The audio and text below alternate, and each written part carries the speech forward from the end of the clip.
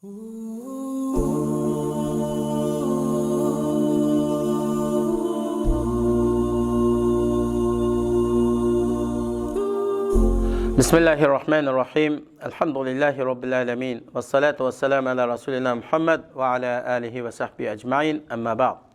Assalamu alaikum ve rahmetullahi ve berekatuhu. Hürmetli ustazlar ve qarindoshlar. Allah subhanahu wa ta'ala her birimizni her joyda xotirjam salomat qilsin. Ramazonda qilgan barliq yaxshi amallarimizni Alloh o'zi qabul qilsin. Ramazondan keyinmi xuddi Ramazondagidek tavranmasdan Allah subhanahu wa ta'alaga ko'plab taat ibodat qilishga muyassar qilsin. Bugungi darsimiz Ramazondan keyinmi tavranmaslik to'g'risida.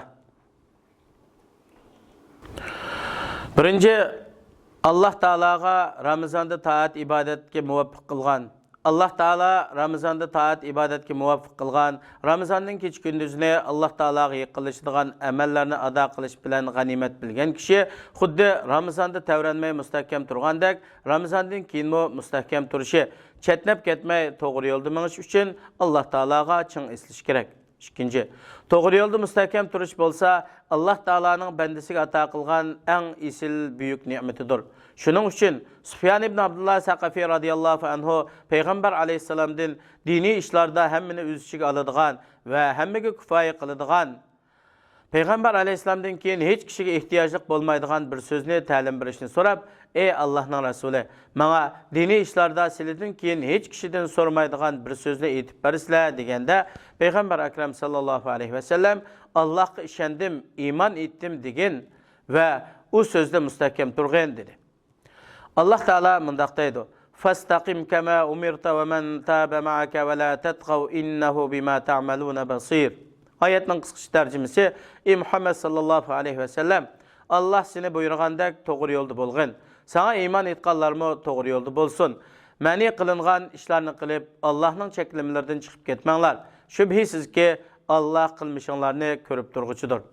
Allah Taala mundaq deydi: "İnnellezîne qâlû rabbunallâhu thumma istaqâmû tetenezzelu aleyhimul melâiketu allâ tehâfû ve lâ tahzenû." Oyatning tarjimasi: "Shubhisizki, Parvardigarimiz Allohdir deganlar, ondan to'g'ri yo'lda bo'lganlarga farishtalar tushib, qo'rqmanglar, g'am qilmanglar" deydi. Umar raziyallohu anhu minbarning ustida turib bu oyatni tilovat qilib mundaq dedi: Allohga itoat qilish bilan to'g'ri yo'lda bo'linglar.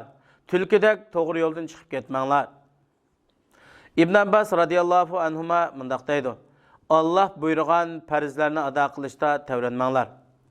Qatada rahimahulloh bu oyatni sharhlab shundaq deydi: Allohning toatida mustahkam turinglar.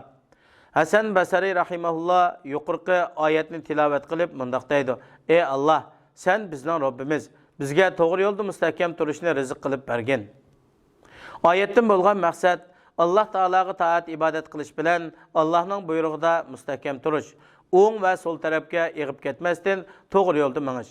Bu oshkora yo'shirin taat ibodatlarning hammasini ado qilish, cheklangan ishlarning hammasini tark qilishni o'z ichiga oladi. 3. Musulmon o'lim kelganga qadar Allohning taat ibodatida mustahkam turishi, ajli kelganga qadar amalini buzib o'tmaslik kerak. Bu to'g'rida Allah subhanahu wa ta'ala mundaq deydi: "Fasabbih bihamdi robbika va kum minas sajidin." Oyatning tarjimasi: "Sen o'zingga o'lim kelganga, ya'ni ajling yetganga qadar Parvardigoringga ibodat qilgin." Hasan Basri rahimahulloh: "Haqiqatan Allah mu'minning amali uchun o'limdan boshqa muddat bekitmadi" deb ondan bu oyatni tilovat qilgan. Abdurrahman ibn Mahdi mundaq deydi: "Hammad ibn Salamaga sen at cho'qim o'lsan deyilsimi, o'zining kundalik qilayotgan amaliga hech narsani ziyoda qilmaydi." Imom Zahabi mundaq deydi: "Uning vaqtlari ibodat va zikrlar bilan o'tadi." Payg'ambar alayhisalom doim mundaq duo qiladi: "Ey Alloh, men sizlardan dinda mustahkam turishni va to'g'ri yo'lda keskin bo'lishni so'rayman." Ibnul Qayyim rahimahulloh mundaq deydi: "Yuqori intilishga yetish uchun to'g'ri niyat bo'lish kerak. Bu ikkisi birlashganda banda maqsad qilgan nishonga yetadi." 4. Musulmon bir taat ibodatdan yana bir taat ibodatga yo'tkiladi. Hayotida yaxshi ishlarni ko'p qiladi. Yaxshilik mavsumlari oxirlash bilan qilayotgan taat ibodatlarni buzib o'tmaydi. balki oxirgi tiniqigacha davomlashtirdi. Bizning Alloh qildigan ibodatimiz faqat Ramazon bilan cheklanmaydi. Ramazonning Rabbi bo'lgan Alloh Shavvolning va boshqa oylarning Rabbidir. Musulmon yilning hamma vaqtida ibodatga buyurilgandir. Bu to'g'rida Alloh subhanahu va taolo mundaq deydi: "Qul inna solati va nusuki va mahyaya va mamati lillahi robbil alamin, la sharika lah va bizalika umirtu va ana avvalul muslimin." Oyatning tarjimasi: "Ey Muhammad, aytqinki, mening namozim, qurbanliqim, hayotim va mamatim, dunyoda qilgan yaxshiliklarim va taat ibodatlarim olamlarning parvardigori Alloh uchundir.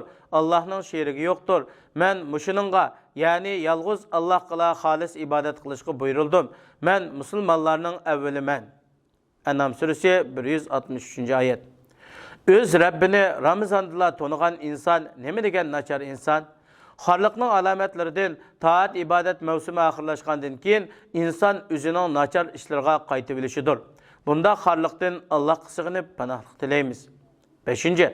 Alloh taolo Qur'oni Karimda bizga ta'kidlangan ahdi misoqni buzgan, taat ibodatga ko'ngandan keyin uni tark qilish, yaxshi amallarni nachar amallarni qilish orqali buzganning misolini bayon qilib, mu'minlarni bundoq qilmishdan hazar qildirib mundoq deydi: ولا تكونوا كالتي نقضت غزلها من بعد قوة أنكاثا.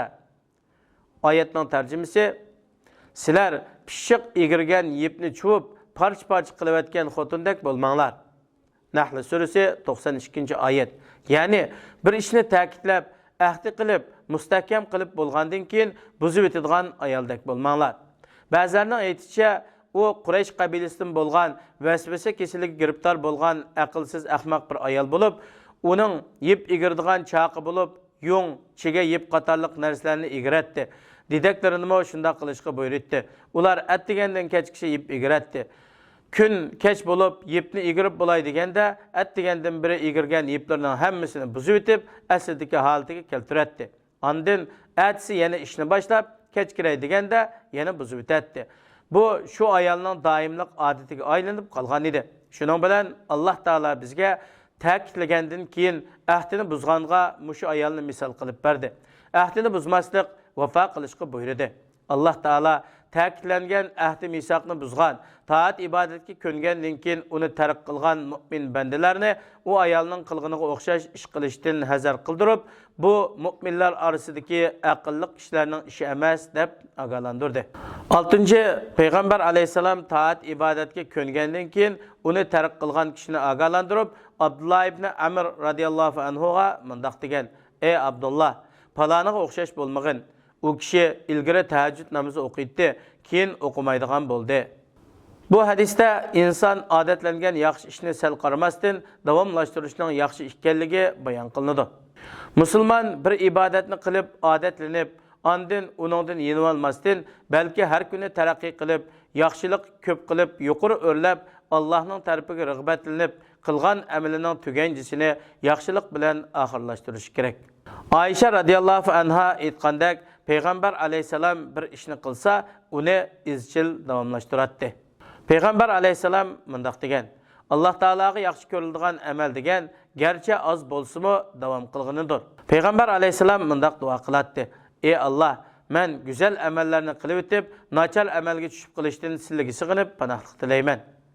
Ya'ni iymondan kufrga, taat ibodatdan gunoh ma'siyatga, ziyodlikdan kamchilikka, yuqori o'rlagandan keyin tuvanga, yaxshi ishlarni qilib o'tib, nachar ishga qaytishdan panoh tilayman demakdir. İnson go'zal, yaxshi bir holatda bo'ladi. Ondan shu holatidan nachar bir holatga qaytadi.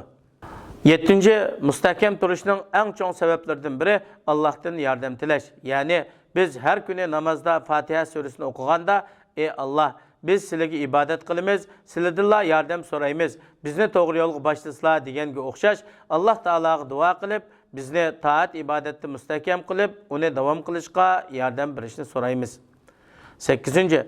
To'g'ri yo'lda mustahkam turish bizning kuch-quvvatimiz bilan bo'lmaydi.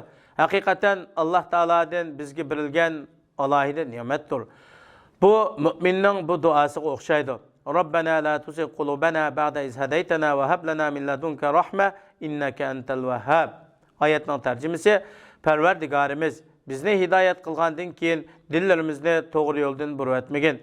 Bizga dargohingdan rahmat bag'ishlagin. Hadisda bayon qilingan duodan: "Ey Alloh, men sening rahmatlarini umid qilaman. Ko'z yumib ochqichilik eng qisqa vaqtdimi meni o'z nafsimga qo'yib qo'ymagin." Payg'ambar alayhisalom bu duoni ko'p qilatdi. Ey dillarni o'rguvchi Alloh, mening dilimni sening diningda mustahkam qilgin. Alloh subhanahu va taoladan har vaqt bizlarni o'zining ibodatida mustahkam qilishga, ulug' muborak Ramazon oyi va shundaqla amallar ziyoda bo'ladigan mavsumlardan keyinmi shu amallarimizni yanımız ziyada davamlaştırışqa ve haq ustida mustahkam tavranmay turishqa muyassar qilishni so'raymiz. Vassalamu alaykum va rahmatullohi va barakatuh.